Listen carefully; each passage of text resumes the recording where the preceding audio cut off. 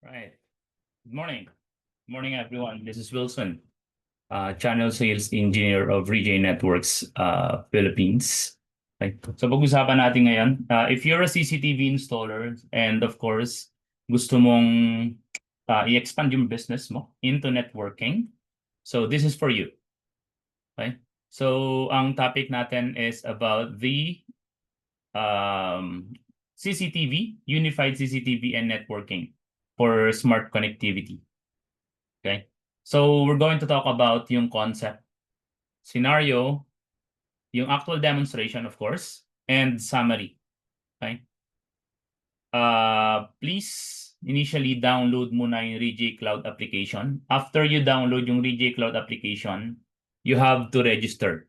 Okay. So magsasend yan ng email dun sa active email address na ginamit nyo pag-create ng account. And then, once na-activate nyo na, lifetime nyo na magagamit yung Rejay Cloud app.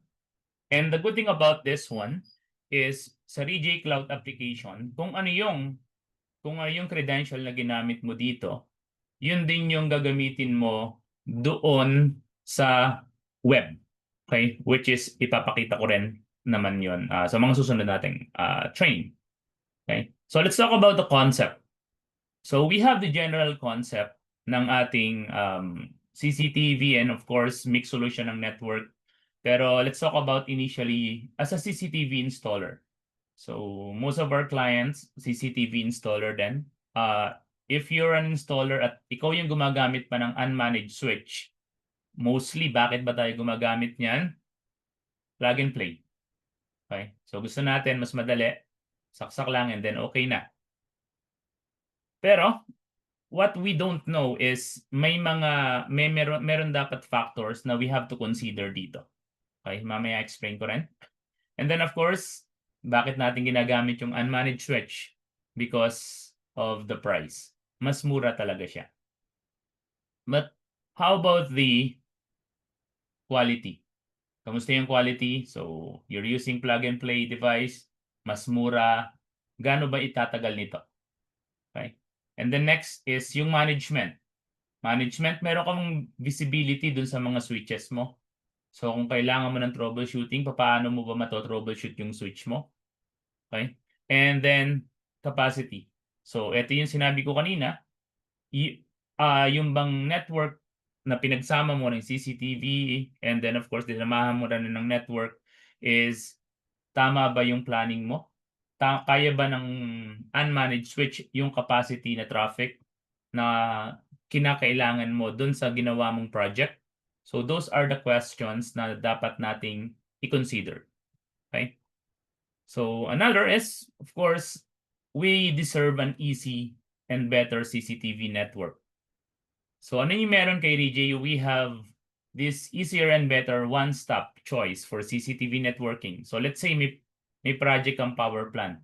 So power plant, kailangan dyan industrial. So meron tayong industrial switch na NIS 2100. And kung office naman, meron tayong core switch and slash distribution switch na rin. 6K series, 5K series.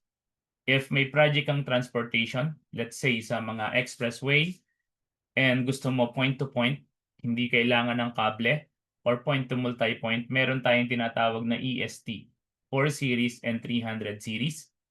And if kailangan din sa mga farm, same. Hindi kailangan ng kable, you need a wireless connectivity. You can use the EST4 and 300 series. Right? And if you have a retail naman, na let's say mga stores, may mga branches, you can use the EG gateway. And of course, kung may elevator scenario, mas mura. And then point-to-point yan instead of using cable, gamitin mo na lang din yung point-to-point natin which is EST100. Kung meron ka naman project na manufacturing, so we have this NBS 3000 series. All of these products can be managed sa cloud, application, or sa web. Okay? So next is pag-usapan natin yung scenario. Scenario natin, first scenario, you have a CCTV and network project. So ito yan, meron kang internet, meron kang router, meron kang switch, meron kang IPC or yung CCTV mo, meron kang AP, and then of course yung NVR mo. So we have our one router scenario natin, for example, isang router, and then meron tayong 10 switch, given, 10 switch, and then 20 access points. And then meron kang isang NVR. The question is, and then of course, meron kang 50 IPCs. The question is, gaano mo ba katagal to i-configure? If you're using other brand. Okay? So if you're using other brand, maybe meron mga 10 minutes, 5 minutes, let's say. Pero is it fully configured? Okay? So pag-uusapan natin dito yung konsepto na meron tayo. First is yung SON. SON is one of the feature ni RJ. Okay? We call it self-organizing network. Wherein this is the auto discovery. Meron tong capability rin ng auto networking. And then meron din tong capability ng auto configuration. I'll show you the video kung paano ba to.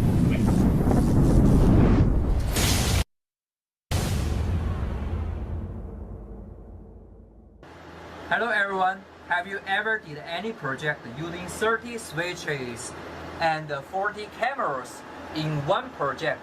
And before, how long it will take your time to online and configure all the switches? So today we have 5 minutes challenging game to finish all the configuration and finish the project. Are you ready? Let's go!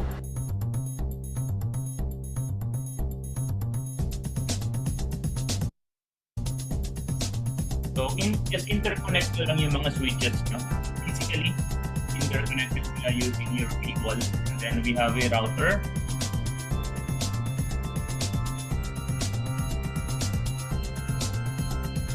Yan yung mga switches. Okay, next I will using my mobile phone to set up all the switches configuration. Okay, so let's start. If switch lang yan, so you can do scanning ng QR code and then makikita nyo na dyan. And then do the project lang. We're talking about switch only.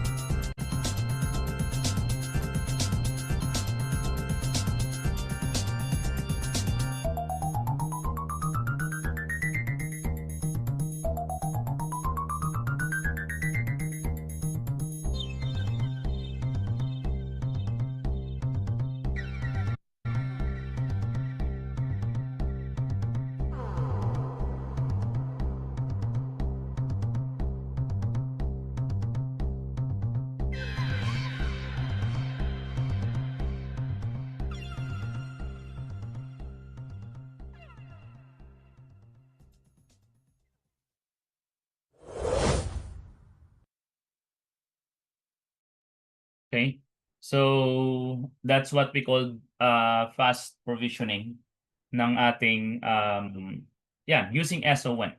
Okay, so scenario 2 naman. Let's talk about yung you want to configure yung devices mo remotely. Let's say meron kang NVR, meron kang of course, meron kang IPC or yung CCTV mo, and meron ka ring third-party devices such as biometrics, server, mga POS sa mga ng mga clients mo, etc. And of course, yung mga legacy devices na nasusupport lang talaga ng local web configuration. So may mga ganun pa rin devices naman. Ano ba yung gagawin mo? What will you do if ito yung objective mo? Okay? Of course, ang pwede natin gawin dyan is port forwarding. However, sa port forwarding, ano ba yung kailangan mo dyan? Public IP. Right? What if yung pinag-installan mo is naka-CGNAT? Okay? So, hindi ka makakapag-port forward. Next is, makapag-VPN ka. Of course, still, hihingi pa rin ng public IP kung mag-VPN ka. So at least one.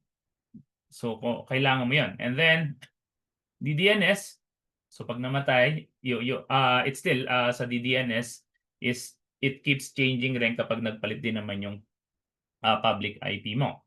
So now, the solution that we have is yung NAT traversal. NAT traversal, wherein you can access yung device mo like yung NVR, CCTV server, etc. No need for public IP, no need for DDNS, no need for port forwarding. Okay? So ito yung scenario na yan.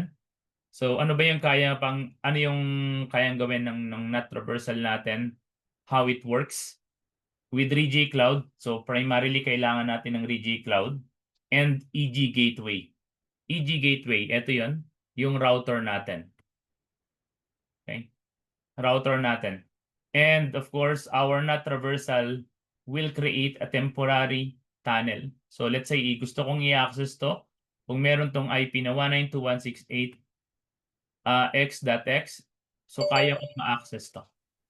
Okay? So it will create a tunnel from RJ Cloud to local device.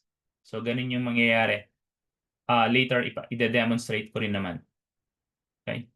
So ano ba yung mga supported na protocol nito? So supported niya yung HTTP, supported niya yung HTTPS, Telnet, SSH, and RDP. So fit to for local management. So kung may mga scenario kayo na kailangan mong i-manage yung mga devices mo, especially yung mga legacy devices, you can do so having our EG Gateway using the NAT traversal feature. Okay? So scenario 3, may problem ka sa IPC mo. So nag-no signal yung IPC mo. So nangyayari naman yan, one of your IPC has no screen or ito yun, nag-no signal nga. Ano ba yung gagawin mo? Okay? So primarily, ang nasa isip mo is mag-onsite ako. If you're using unmanaged switch, mag-onsite ka or you're going to check the cable. Okay? Nag-onsite ka na, i-check mo yung kable, may pang cable testing, pang cable test ka, and then of course, unplug, then plug back in yung kable. So 75% of camera failure nare-resolve ng reboot. Pero if you're using unmanaged switch, ano yung magiging tendency nun? You still need to go on-site. Kasi nga, from the word unmanaged, hindi mo talaga siya mako-configure, hindi mo siya ma-troubleshoot. So ano yung solution na meron si RJ dyan? We have this, remote reboot. Okay? So using our remote reboot, so remotely reboot yung specific port ng switch that has a problem. So other switch ports will not be affected. So kung ano lang kung saan connected lang na port yung camera na nagka-problema, yun lang yung i-reboot mo. Hindi mari-reboot yung lahat ng ports ng switch na meron ka. Okay? That's the concept of remote reboot. Right? So scenario 4, anong meron? Scenario 4 natin, meron kang LAN cable problem. So possible kasi nangat-ngat, okay? Nangat-ngat ng daga, yan. So, and then of course, kung may ngat-ngat yan, ano yung tendency niyan? Babagal. Okay? So sometimes, yung cable bitten by mouse cause big trouble. Actually, hindi sometimes yan. Kung talagang mangyari, palagi talagang big trouble yan. So, next is cable with issues. So, magkakaroon ng issue yung kable na yan. Tatakbo pa rin naman yan, pero at a lower speed than you expect. So, kunyari, etong port na to, supposedly runs 1,000 Mbps. Pero magbabago yan kung nangat-ngat yan. Okay, possible, bumagal. Okay, so possible up to 10 Mbps. Okay, so yan, still shows connectivity. So makikita mo pa rin yan, okay, connected pa rin naman yung CCTV ko, pero bakit naglalag yung CCTV ko? Okay pa rin naman, may power pa rin naman siya, connected pa rin naman, nakikita ko naman sa NVR ko, pero you don't know kung ano ba talaga yung problema ng kable na yon. So ano ba yung gagawin mo? What will you do? You need to do a manual testing using a cable tester. So ano yung tendency dyan? Kailangan mo mag-on-site. Okay? So pag nag-on-site ka, of course, it's a cost. Okay? So kailangan mong sa pamasahe, sa engineer na babayaran mo to check that. Okay? So ano yung solusyon na meron si RJ? Using our cloud, we have this feature na cable test. So ano yung kaya niyang gawin? I-check niyo yung kable mo remotely. I-detect niya yung slow speed. Kung may short circuit ba dyan, cable disconnections and other cable quality problems. I-check din yan ng cable test natin. Okay? When there is a cable damage, it can also locate yung exact port number and kung saan bang switch yun nangyari. Okay? So paano yun? So I'll show you this video then. Meron naman tayo rito na cable test. Yan. So using the application, pero mamaya i-demonstrate ko rin. So just go to config and then just click the cable test. And then makikita mo na dito yung mga ports. Okay? Yeah. Okay? So itina-check niya yung lahat ng ports ng specific switch na to. Right? So all you need to do is just wait for a few seconds lang or in a minute. So and then bibigyan ka na niya ng result kung ano bang nangyayari dun sa kable. Okay? Kung may problema ba. Right? You can easily identify here. Okay? Right? So next scenario, meron kang multiple devices connected to a switch. So ito yan, meron kang installation na mixed solution or integrated solution. Meron kang access points, dalawa. Meron kang dalawang CCTV. So may 4-port switch ka and then this is the uplink ng switch mo. Okay? So now, yung first port mo, connected dyan, EP, at a range of 80 meters. Second port, 90 meters, access point pa rin yan. And then given etong mga ports na to, gigabit or 1,000 Mbps. And then the third port mo, CCTV. Pero kailangan mo siyang install ng 200 meters. The fourth port, 90 meters. So saan ba yung problema dyan? Ito. This is the challenge, yung port 3. Okay? So 2 access points connected to a switch, 2 IPCs connected to the same switch then. 1 IPC installation is 200 meters. What will you do? So ano yung kailangan mong gawin? Mag-add ka ng another switch. Yeah, this is a possible solution. Pero kapag nag-add ka ng switch dyan, it's still a cost. Okay? So kung isang CCTV lang and then mag-i-invest ka for another 4-port switch, so it's still cost. Or maglagay ako ng media converter. Okay? So may mga scenarios na gagana pero magpa-fluctuate. Yan. Ito yung mga behavior ng media converter. Or mag-fiber ako. Yes, tama naman. Mag-fiber ka pero magmi-mediacon ka pa rin dito kung copper to. Right? So yun yung mga challenges. So ano yung solusyon na meron si RJ? Ang solusyon natin dyan is long distance transmission. So IPC can still work up to 250 meters basta gamitin mo yung Cat6, Cat6E.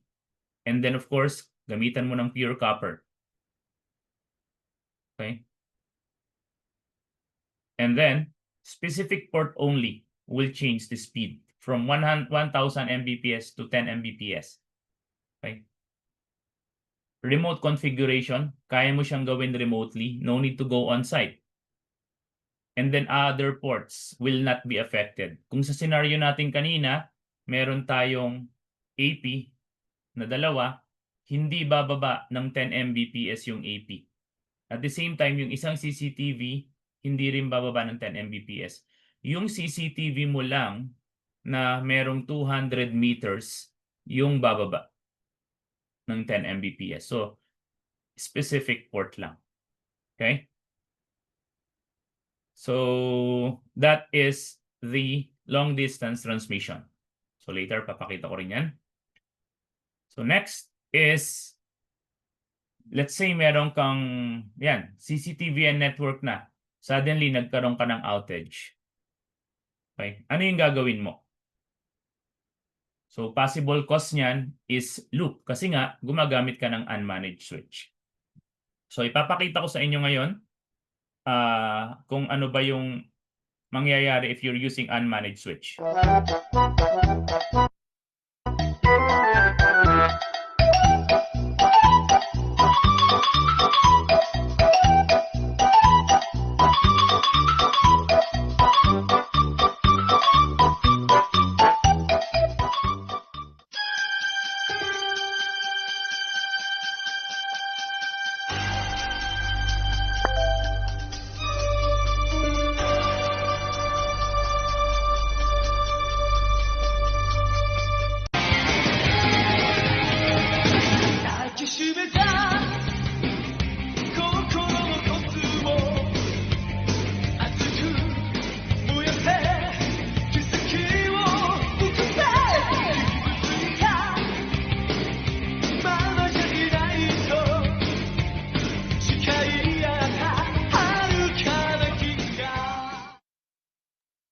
Alright, so in just one click, pero before that, naka-enable na dapat yung loop prevention mo.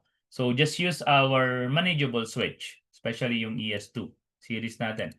So yun nga, ang gagawin mo dyan, if you're using unmanaged switch at nagkaroon ka ng loop, kailangan mong isa-isahin yung switches mo to identify kung saan ba yung root cause ng loop. Kung anong switch, specific port ng switch.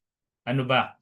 For you to identify, kailangan mo ngang gawing isa-isa. I-check isa-isa. Okay? So, this is a sample ng loop prevention natin. Ito yung solution natin. Close the loop. Okay? It will close the loop by RJ Cloud and ES200 series. Gamitin mo lang yan. It will also detects, shutdown, and identify the exact port that causes loop. It will detect and shutdown yan, and shutdown, and identify the exact port kung saan ba nagsimula yung loop. Okay? So ipapakita ko sa inyo dito yung video na meron tayo. Ayan, sa application, using application. So punta ka lang dun sa switch and then go to config and then loop prevention. But don't worry, if you're using ES200 series, by default naka-enable yan. So ipinakita lang natin dito kung papaano yun i-enable. Okay? Kung gusto mo naman lahat ng switches, kung may 100 kang switches, yan. Okay? And then, even nagkaroon ng loop, continuously working pa rin yung mga switches, devices without interruption. Okay? That's how loop prevention works. So ito pa, yung isang video. So enabled yan.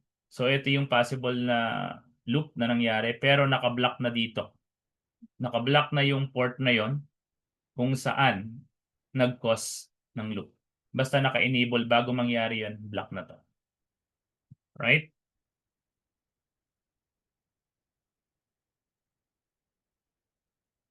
So let's talk about the scenario 7 naman. So gusto mo single visibility dun sa mga IPCs mo. So dapat, gusto ko sana makita rin yung traffic, gusto ko makita yung power nito. Pero gumagamit kasi ako ng unmanaged switch. So using unmanaged switch, wala kang visibility sa traffic, power, and camera details. Okay? So ano yung kailangan mong gawin? Kailangan mo magpunta sa NVR to monitor. Pero not too detailed pa rin. Kasi kita mo lang doon, buhay, how about the traffic? Ilan ba? How about the power? So we have it here sa ating AI client list. Okay? So yung AI client list natin, it recognize yung camera in 5 minutes. So kapag kinonect mo na yung camera mo sa switch natin, kasi yung switch natin may capability siya na tinatawag nating camera recognition. 5 minutes, mapuposition na yan and then sasama na yun sa topology. Okay? Katulad nito. Right? And then, monitoring ng camera status is very easy using yung cloud natin. So ipapakita ko sa inyo ngayon kung papaano ba yon gawin using this. Yan, sa ating cloud application. So click mo lang yung device and then click mo lang din yung kung ano ba yung mga clients na gusto mo. So yan, makikita mo rin dito kung gusto mo i-click to. CCTV, yung wired. Yan, nandito na yung details niya. And then even yung power, makikita mo na rin dito. Okay? And then kung saan ba siya connected na switch. Okay? So yan, nakikita na rin dito. IP address, MAC address, even yung model and then vendor ng IPC mo. So hindi siya vendor specific. Okay? Kahit anong CCTV yan. So next is pakita ko na sa inyo yung concept and then scenario. We will be doing now the demonstration. Okay? So let's do the demonstration. Initial demonstration natin is yung SON.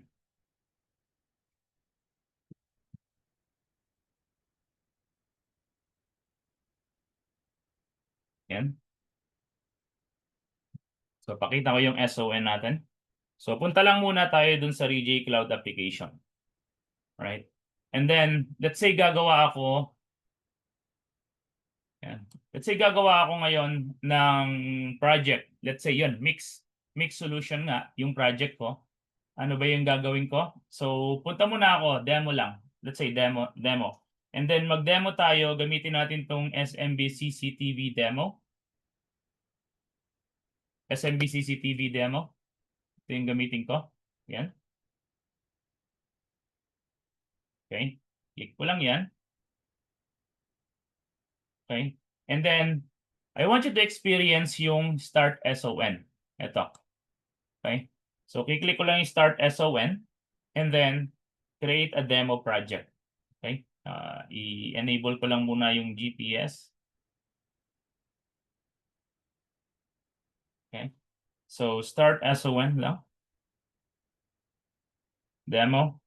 And then, SMB CCTV, Start SON, create a demo project. So, tatanong kayo niyan, okay, na-connect mo na ba lahat yung devices mo? Okay, so connected na rin ba sa internet? Yes, connected na. Ayan. So, make sure connected na rin lahat yan sa switch. And then, start mo lang yan. So, kung scenario natin kanina, meron tayong isang router. Meron tayong 10 switch, may 20 APs tayo, may 50 IPCs. So, magbo-broadcast lang yan ng isang SSID. Okay? Ito yan. A 3J-M. Ano ba yung 4 na X na yon? Yung 4 na X na yon, yan yung last 4 characters ng MAC address ng master device mo. Kung may router ka, may switch ka, may AP ka, ang palaging master device mo ron yung router or yung EG gateway. So, ibig sabihin, last 4 characters to ng MAC address ng EG gateway mo. So, kung may 20 APs tayo, isa lang yung i-broadcast niyang SSID. So, connect na lang tayo. So, and then of course, create daw tayo ng password para sa device. Ano ba yung gagamitin natin password? So, maganda na lang din kayo ng password na gagamitin nyo.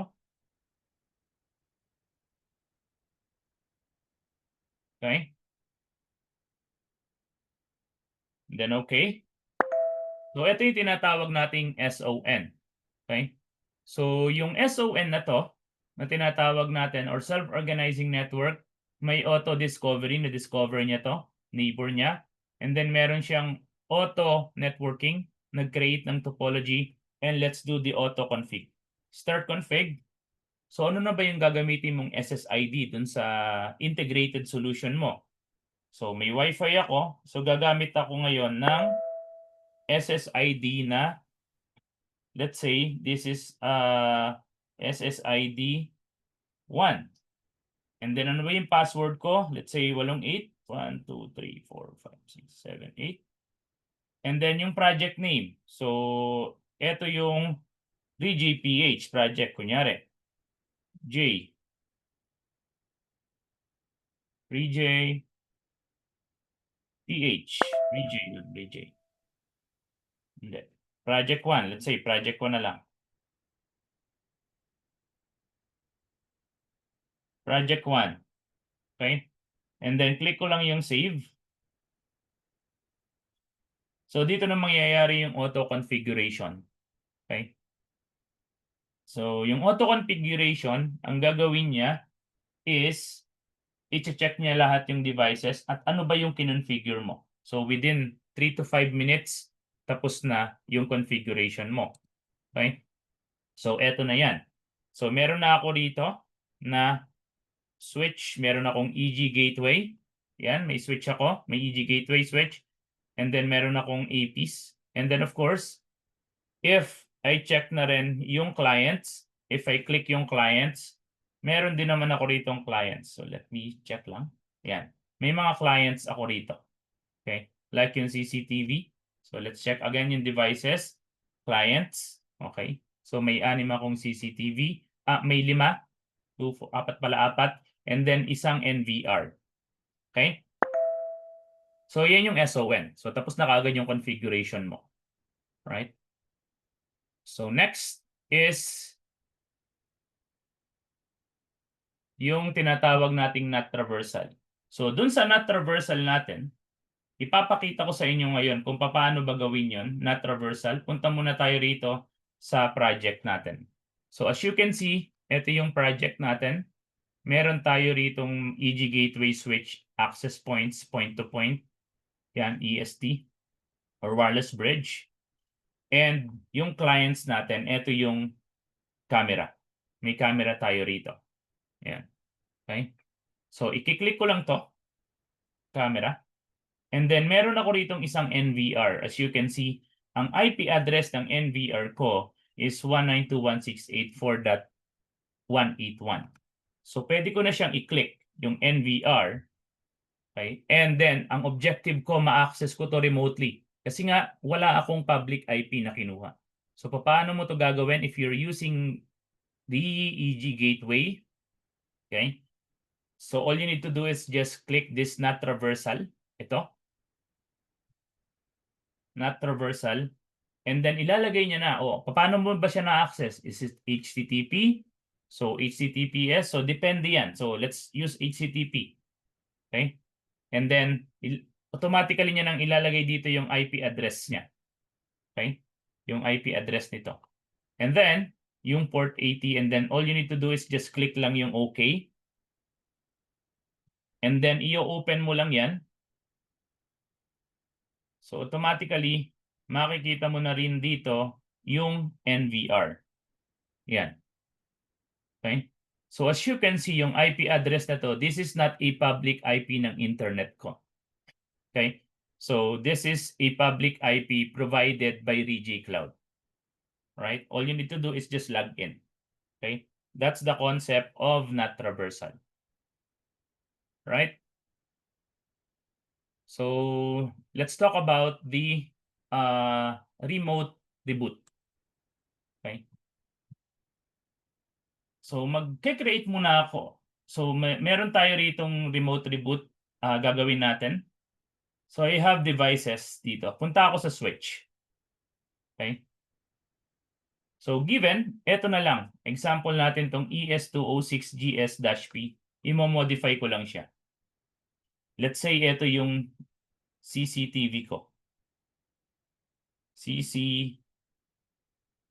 CCTV switch.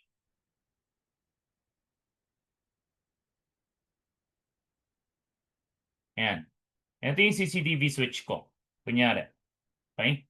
Pero gusto ko sana muna mag-configure ng VLAN ng CCTV. Kasi meron akong network. So basic. Punta lang tayo rito sa basic natin. And then pupunta lang ako ron sa, scenario. Muna, ilagay ko lang muna yung scenario ko. This is a CCTV only. Yan. Punta lang ako sa scenario. Okay. So magka-create ako ngayon ng VLAN. Okay. Mag-create muna ako ng VLAN ng CCTV ko.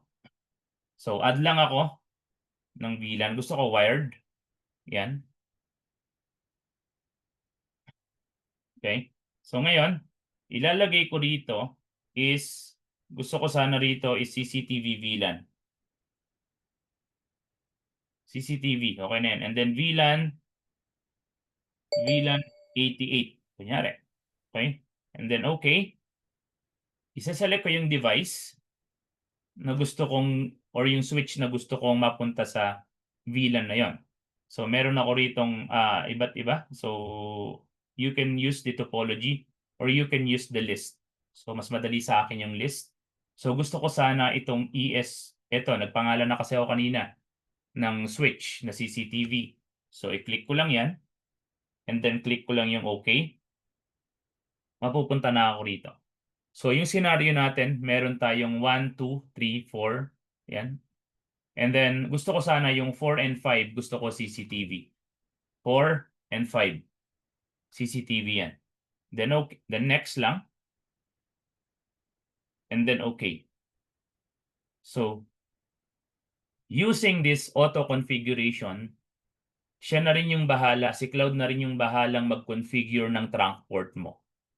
Kung kanina nag-configure tayo ng Wi-Fi sa default natin, default VLAN, meron tayong SSID sa default VLAN kanina, di ba?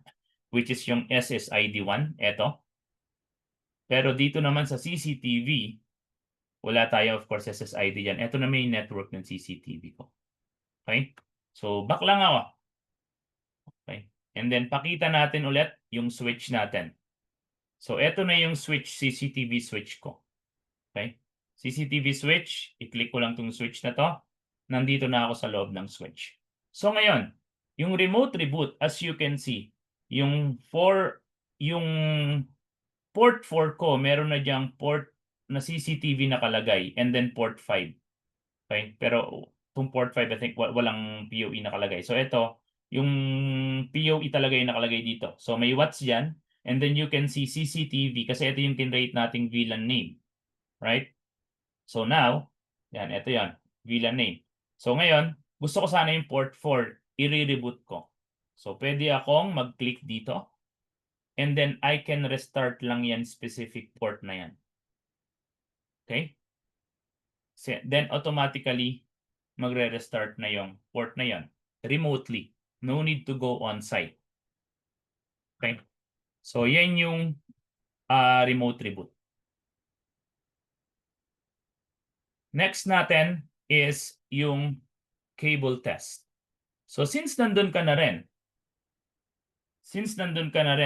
sa switch na yon, pwede mo na yung i-click din yung specific port na to. So kung click ko tong port 4, I can do this cable test sa specific port. Yan, pwede ko tong i-click or rather, pwede naman ako magpunta sa config and I can do the cable test dun sa buong switch na yon. Okay? Pwede kang mag-cable test ng specific port or pwede ka rin mag-cable test ng specific switch. So let's do the specific switch. So i-check niya yan lahat, yung ports ng ES206 GS-P switch ko, which is eto yung nilagyan, pinangalanan ko or in-identify ko as my CCTV switch. So sabi niya rito, not supported. So yan yun. And then makikita mo na rin dito yung problem. Okay? So that's the cable test. Next is, ano yung problem natin kanina na dun rin sa switch natin na to. So meron tayo ulit, yung port 4 na lang din yung gagamitin ko dito sa ating sample switch. Okay? So dito sa port 4, okay, as you can see, yung speed niya 1000 Mbps. Pero ito yung scenario natin kanina, na i-install ko dyan or i-connect ko yung CCTV na up to 200 meters. Okay? So dapat, kasi yung sa port 1 natin, port 2 access points nakakonect dyan. Port.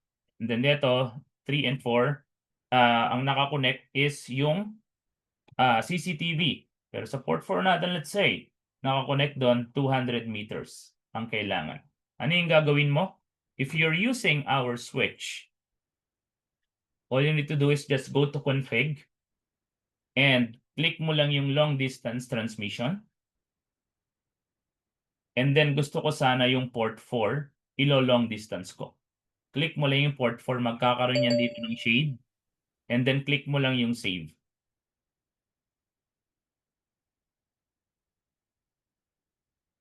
Okay? Just wait for a few seconds. And then madali mo lang din siyang ma-identify, mag-change siya ng color from green to orange. And then you can easily see or identify na yan, from 1000 Mbps, nag-change siya sa 10 Mbps. Okay? Pero as you can see, yung port 1 and other ports dito sa switch na to, hindi naman naapektuhan yung speed.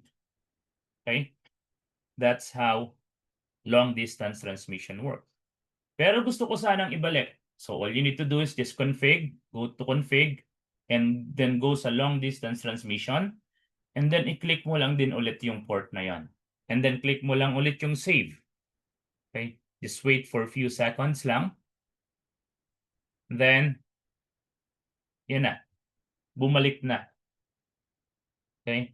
Babalik na talaga yung actual speed ng port na yan. That's the long distance transmission. Right? Next is yung ating loop prevention. So, meron tayong scenario na, let's say, yung nga kanina, kapag nagkaroon ng loop, magda-down yung network mo. So, especially kung meron ka ng project na integrated solutions yung ginawa mo, CCTV and Wi-Fi, and then of course wired. So, medyo masama ang dating nun sa kliyente mo or sa customer mo. Ano ba yung dapat mong gawin? Okay, so i-enable ko lang muna dito yung alarm sa basic. Magkikreate lang ako kasi I'm using a demo project. Click ko lang yung alarm demo. So, yan. Yan. Alarm demo.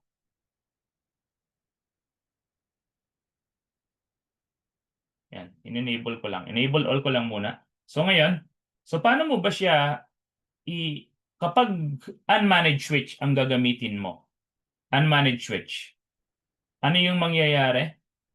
Kapag unmanaged switch, down yung network mo. Pero kapag REGI switch ang gamit mo, or REGI switch, so balik tayo rin sa ating switch na CCTV switch. Click ko lang. And then, click ko lang din yung config. And then, ito yung loop prevention. So, before mo i-deploy, dapat enable yan. Pero don't worry, kasi yung mga ES200 series namin ngayon, by default, naka-enable na to. So, hindi mo na kailangan isa-isahin. I-enable. So, that's the advantage. So, kung makalimutan mo man na enable yan, don't worry. Okay? So, enabled na yan. So, now, kung magkaroon man ng loop, yan, yung sa switch na yan, balik lang ako, and then punta lang ako sa project 1 ulit. Refresh ko lang. So, makikita nyo rito, magkakaroon dito ng notification. Ayun, dun sa bell button dun. So sasabihin niya, hey, meron dong IP camera maybe online or conflict. So yan yung mangyayari. Pero hindi kasi actual device. Pero papakita niya diyan kung loop man yung nangyari, uy, may loop na nangyari doon. Okay? Sa switch na yon, and then you can easily identify kung nasan ba yung loop na yon dun sa switch. Okay? Pag nagpunta ako dito sa switch, so ma-identify mo rin dito. Pero we're currently using kasi yung demo. Okay? So pero dito ma-identify naman dito. Alright? So kung nasan yung loop. Okay? So ganun yung konsepto. Pero as I've said, by default, it's very easy kasi by default, enabled naman siya. Alright? So next is gawin naman natin ngayon yung clients. So, let's say meron akong integrated solutions. So, ano yung kailangan natin? So, kailangan ko ngayon makita yung mga clients ko. or ano ba yung mga connected devices dito. So as you can see using the application, meron tayo ditong view ng devices, meron din tayo ditong view ng clients. So click ko lang yung clients, makikita ko na rito yung mga clients. Let's say I want to see yung mga clients at, or let's say yung devices na yan, and then clients, yan CCTV yan. So makikita ko rin dito. Okay? So as I've said, kita mo rito kung anong model. Yan. Kita mo yung model dito, kita mo yung IP address, MAC address, okay, kung saan port, and even yung power, yan. And then kita mo rin yung speed dito. Okay, makikita mo rin dito sa ating switch. Okay? So that's the AI client list. All right. So that's the actual demonstration, okay, using the integrated network and CCTV solutions natin. So let's talk about yung summary. Okay. So summary natin, yung SON natin, ito yung feature, device supported, of course, EG gateway, switch, access point. Yan. Kailangan platform, cloud application, cloud web. Benefit nito sa'yo, what's in it for you is 3 to 5 minutes, makukonfigure mo na. Okay? And then na traversal, okay, EG gateway at saka yung home wifi natin. So magkakaroon pa rin naman kami ng separate video dito. Ako ng separate video. It's like an EG concept na gagamitin mo si home wifi para sa NAT traversal. Okay? And then of course, ito yung application. Remotely access NVR and other legacy devices even without public IP. Remote reboot, ES2 series switch. Reboot mo yung specific port remotely. Cable test, one-click cable testing remotely. Long distance, extend cable capacity up to 250 meters. Loop prevention, it prevents loop before it happen. And AI client list, meron kang visibility, you can monitor, it recognize the clients then. Right?